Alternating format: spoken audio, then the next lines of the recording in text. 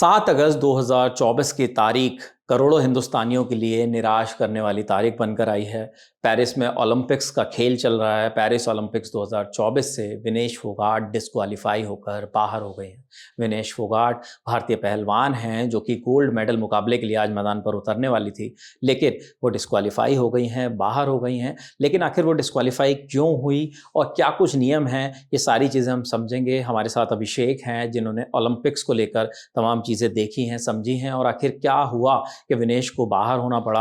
अभिषेक, पहले आप एक छोटा-सा अगर ब्रीफ बता दें कि विनेश फोगाट को बाहर क्यों होना पड़ा? देखिए, ये पूरा मामला जो है वो वेट कैटेगरी से जुड़ा हुआ है। जो एथलीट होते हैं, जो रेसलर होते हैं, उनका क्या वज़न है, इससे जुड़ा हुआ है। आप जानते ही हैं कि फ्री स्टाइल रेसलिंग में अलग-अलग वेट कैटेगरीज़ होती हैं, मेल के लिए भी और फीमेल के लिए भी। फीमेल्स के लिए ये वेट कैटेगरी 50 किलो से शुरू होती है और मेल के लिए शुरू होती है 57 किलो से। मोटा-माटी अगर इसको आसान भाषा में बताएँ, तो फीमेल रेसलर्स के लिए उनका वज़न 50 किलो हो सकता है, दोनों का जो जी। कम्पीट कर रहे हैं, जी। फाइट कर रहे हैं। और मेल के लिए ये वज़न 57 होता है। 57। उसके आगे बढ़ के और भी वेट कैटेगरीज़ होती हैं, जैसे फीमेल में 50, 53, 57, 62, ऐसे ही मेल्स में होती है 57, 65, 74 किलो की वेट कैटेगरी। विनेश फोगाट जो हैं, जी। ये इस बार 50 50 किलो किलो वेट की कैटेगरी में जी। फाइट कर रही थी। आप जान ही रहे हैं कि पिछले रोज़ 6 अगस्त को उन्होंने बैक टू बैक कई मैचेस जीते और बेशक बहुत ही प्रभावशाली प्रदर्शन करा और फाइनल तक उन्होंने अपनी जगह बनाई। जी। पदक पक्का था। गुणा गणित के हिसाब से माने तो सिल्वर मेडल पक्का ही जी। था और अगर जो परफॉर्मेंस हो रहा था उसके आधार पे माने तो हमारा यानी विनेश फोगाट का गोल्ड पक्का था। जी। लेकिन जी, जी, कंटिन्यू करें। अभिषेक, मैं आपसे यही जानना चाहता हूँ कि गोल्ड पक्का ज़रूर था, लेकिन आखिर वो क्या नियम है? हम बता रहे हैं कि जो नियम है वेट के, उसकी वजह से उन्हें बाहर होना पड़ा, क्योंकि ऐसा बताया जा रहा है कि 50 किलो कैटेगरी में विनेश उतरी, लेकिन उससे उनका कुछ ग्राम्स वज़न जो है ज़्यादा था। तो वो क्या नियम है? बाउट वाले दिन यानी आज सुबह, आज शाम को फाइट होनी थी। आज सुबह जब एथलीट का वेट किया गया तो विनेश का वेट 100 ग्राम ज़्यादा पाया गया। देखिए, स्पोर्ट्स है, यहाँ एक एक इंच की कैसी वैल्यू होती है, ये हम अलग अलग खेलों में एक एक पॉइंट की क्या वैल्यू होती है देखते सुनते आए हैं। विनेश का वेट जब कल सारे कंपटीशन हुए, इसके बाद उनका वेट ज़्यादा पाया गया था। लगातार तैयारी चल रही थी, कल फाइनल है तो आज पूरी टीम, विनेश पूरी तैयारियों में जुटे थे और तैयारियों में एक बड़ा हिस्सा होता है वेट का, कि एथलीट का वेट कितना है। विनेश का वेट किया गया, उनका वेट 50 किलो से ज़्यादा था। इसके बाद लगातार पूरी रात विनेश फोगाट की टीम इस चीज़ में जुटी रही कि कैसे वेट को तय सीमा के अंदर लाया जाए। इसके लिए हर स्तर पे जो जतन हो सकते थे वो किए गए। जैसे कि फिजिकल स्तर पे क्या हो सकता था, इसके लिए जॉगिंग हो सकती थी, रनिंग हो सकती थी, जो भी फिजिकल वर्कआउट हो सकते हैं जिससे तत्कालिक लाभ हो, कुछ ग्राम भी वजन नीचे आ सके तो बूंद बूंद से घट भरेगा और वो जो तय सीमा है उसके नीचे विनेश का वजन आ सकता 50 किलो से नीचे। इसके लिए फिजिकल स्तर पे ये तैयारियां हुई। डाइट के स्तर पे जो भी तैयारी हो सकती थी वो हुई। मीडिया रिपोर्ट से ये बात सामने आ रही है कि विनेश ने पानी भी नहीं पिया कई घंटे, ताकि उनका वेट जो है वो 50 किलो के अंदर आ सके। और भी जो उनके शरीर की जो ज़रूरतें थी, जिससे अगर आप पानी नहीं पी रहे हैं, डाइट कम ले रहे हैं, तो शरीर में ऊर्जा तो मेंटेन ही रखनी। इसके लिए बाकी जो अन्य सप्लीमेंट्री डाइट्स हो सकती थी उस पर भरोसा जताया गया। ये सारी तैयारियां हुई, रात भर ये तैयारी चलती रही। सुबह फिर से वेट हुआ, लेकिन वहां पर ज़रा से मार्जिन से ये मामला रह गया। विनेश फोगाट का वेट 50 किलो से 100 ग्राम ज़्यादा निकला, जिसके बाद वो डिस्क्वालीफाई हो गई। जी। अगर मैं नियमों के बारे में समझना चाहूँ कि क्या कुछ वो नियम हैं जो वेट कैटेगरी में डिसाइड करते हैं सारी चीज़ें? देखिए, ये पूरा मामला जो रेसलिंग से जुड़ा हुआ है, खासकर नेशनल इंटरनेशनल कॉम्पिटिशन्स में रेसलिंग, वो पूरा मामला तय होता है यूनाइटेड वर्ल्ड रेसलिंग के द्वारा। यूनाइटेड वर्ल्ड रेसलिंग यानी UWW। जैसे कि हमारे यहाँ एक चर्चित खेल क्रिकेट भी है, तो हम कई चीज़ें उसकी शब्दावली से भी समझते हैं। तो क्रिकेट में जिस तरह से ICC होता है, वो तमाम नियम बनाता है, मैचेस कराता है, उसी तरह कमोवेश उसी तरह मोटा माटी UWW होता है। UWW का नियम संख्या 11 ये कहती है कि बाउट से पहले प्लेयर का जो एथलीट है उसका वेट होगा। बाउट से पहले ये मौके 2 बार दिए जाते हैं। एक बार वेट होता है तो 30 मिनट का समय दिया जाता है।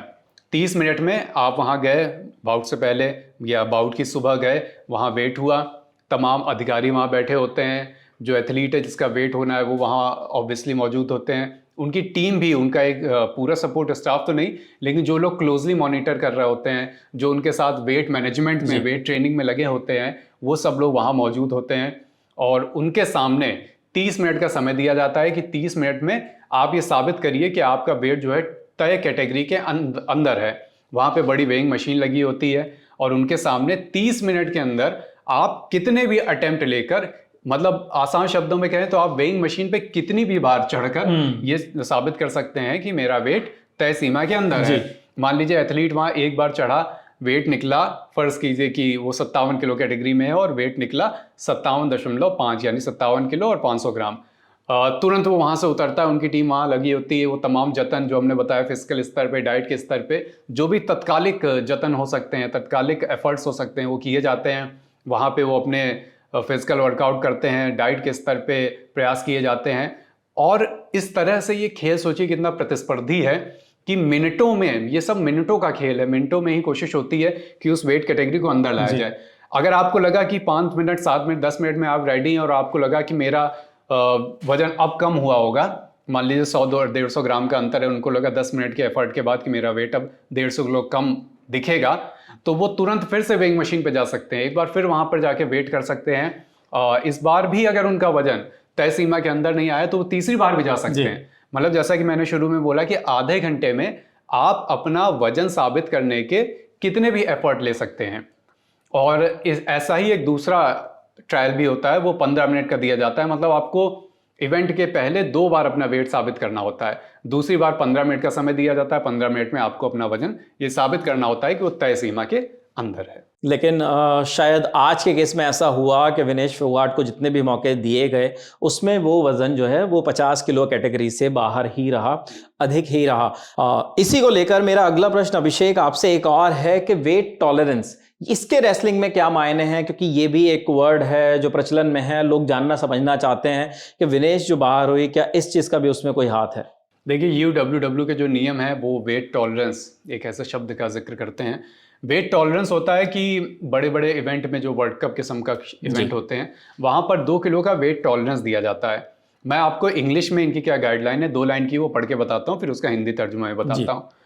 ये लिखती है कि the medical control and a first way in will be held the morning of the concerned weight category, यानी जिस दिन बाउट होनी है उसकी सुबह वेट कैटेगरी में वेट किया जाता है कि आपका वेट कैटेगरी के अंदर है या नहीं है। The qualified athlete for the finals and repechages will be weighed in again and second morning of the concerned weight category.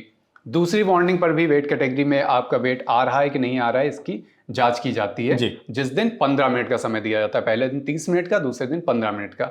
No more weight tolerance will be allowed for the second way. ये line यहाँ पर keyword है कि wait tolerance 2 kilo का दिया तो जाता है, लेकिन वो सेकेंड वे इन के लिए नहीं दिया जाता, पहली बात। और दूसरी बात ये कि जब एथलीट सिंगलेट पहने हुए है, सिंगलेट आपने अगर रेसलिंग के कंपटीशन देखे ही होंगे तो उसमें रेसलर्स जो एक अपनी पोशाक पहने होते हैं जो एक बिल्कुल हल्के से कपड़े की होती है, जिससे वेट पे कोई असर ना पड़े, मतलब कपड़ा इतना भारी ना हो कि वो आपका वेट बढ़ा दे, क्योंकि वेट का कितनी इंपॉर्टेंस है अब बताने की जरूरत नहीं है। तो सिंगलेट अगर पहने हुए एथलीट तो वेट टॉलरेंस नहीं मिलेगा। और साथ ही जो सेकंड वे इन है, सेकंड वे इन में भी वेट टॉलरेंस नहीं दिया जाता है। तो इन्हीं छोटी छोटी जो पेचीदगियां होती हैं नियमों की, उनके चलते आज विनेश फोगाट के साथ ये दुर्भाग्यपूर्ण डिस्क्वालिफिकेशन। जी, इसीलिए शायद ये बात कही भी जा रही है कि उन्हें इस नियम का लाभ नहीं मिल पाया। तो कहीं ना कहीं ये चीज़ सामने अब आ रही है कि किस तरीके से विनेश फोगाट जो हैं ओलंपिक से डिस्क्वालीफाई हो गई, किस तरीके से उन्होंने अपना मेडल गवा दिया। हालांकि अब तक का उनका प्रदर्शन बेहद शानदार था और इस पर अभिषेक बहुत सारे लोगों के रिएक्शंस भी आ रहे हैं लगातार। लोग कुछ लोग सांत्वना दे रहे हैं, कुछ लोग सवाल उठा रहे हैं, कुछ लोग सरकार से और मिनिस्ट्री से ये भी कह रहे हैं कि आपको इस बात को एसोसिएशन के सामने, ओलंपिक्स के सामने उठाना चाहिए और इसे गंभीरता के साथ रखना चाहिए। प्रधानमंत्री नरेंद्र मोदी ने भी पीटी उषा से बात की है और उनसे कहा है कि भारत मजबूती से, PT Usha Indian Olympic association के अध्यक्ष हैं, उनसे कहा है कि इस बात को मजबूती से वहां पर रखा जाए, भारत का एक प्रोटेस्ट दर्ज कराया जाए। बिल्कुल। और इस चीज को लेकर जिस वक्त हम ये वीडियो रिकॉर्ड कर रहे हैं उसके कुछ ही मिनटों के बाद खेल मंत्री भी संसद में इस मुद्दे पर बोलने वाले हैं, तो वो भी वहां पर जो नई जानकारियां देंगे वो ललन टॉप पर ही हम आपके लिए लेकर आएंगे। फिलहाल के लिए इस वीडियो में इतना ही। जो भी तमाम चीज़ें थी नियमों से जुड़ी वो अभिषेक ने आपको समझाने की कोशिश की है। विनेश फोगाट और ओलंपिक से जुड़ी लगातार हर नई जानकारी पर ललन टॉप की नज़र बनी हुई है, आपके लिए लाते रहेंगे। देखते रहिए ललन टॉप। शुक्रिया।